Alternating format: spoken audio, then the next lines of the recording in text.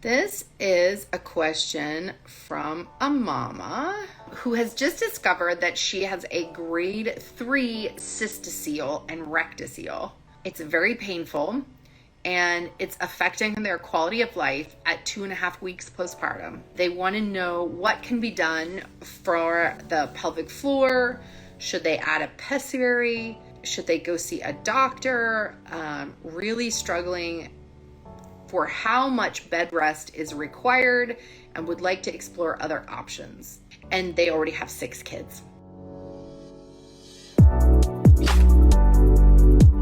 So, gosh, there's so much here. And I would just love to speak to the midwives first. And that would be one of our jobs in midwifery is to help people recognize their limits.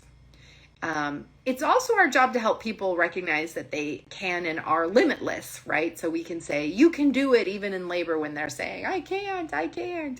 And that's a beautiful side. But the corresponding other side to that job is to say, you can't.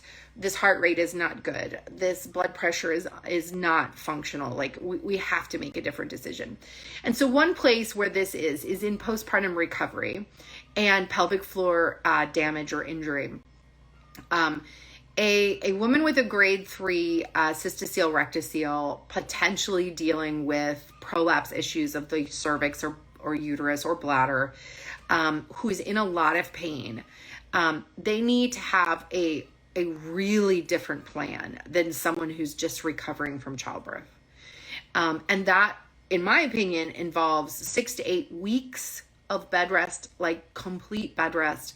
Definitely seeing specialists, potentially adding a pessary, and really changing their plan around how quickly they would get back to their life, who's going to help with childcare, who's going to help with household help, and really treating that finding like the emergency that it is.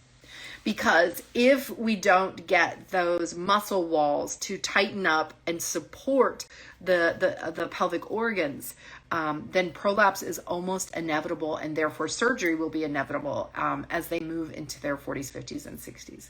So to have a great quality of life in the second half of their life, we have to be kind of aggressive in advocating for the resources and the rest. Because after the first couple weeks, the pain will lessen, because essentially if they're upright, they will get used to that weight sort of passing through the pelvic floor and the muscle walls that used to hold those organs up in place. And so when we're asking them to heal without gravity, so that those that weight of their heavy engorged uterus and bladder don't drop through those now damaged muscle walls. Likely this birth did not cause this. Likely this has been developing over the last number of births this person has had.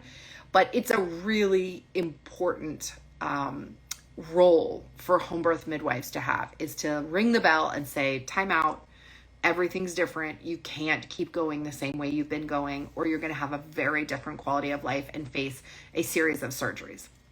So that would be first to midwives. Second to the mamas, mamas, there's so much that we take for granted about what we'll be able to do. And I think it's really disheartening and overwhelming when you discover how much you can't do when you have a perennial or pelvic floor injury or weakness.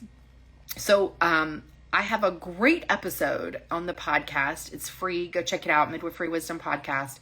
And this one is about pelvic floor therapists and their incredible role in recovery.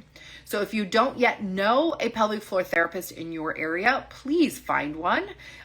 Please refer your clients to them. Mamas, please go seek them out. Pelvic floor physical therapists are remarkable. They have so much additional knowledge. They're like your postpartum midwife. So I highly recommend that.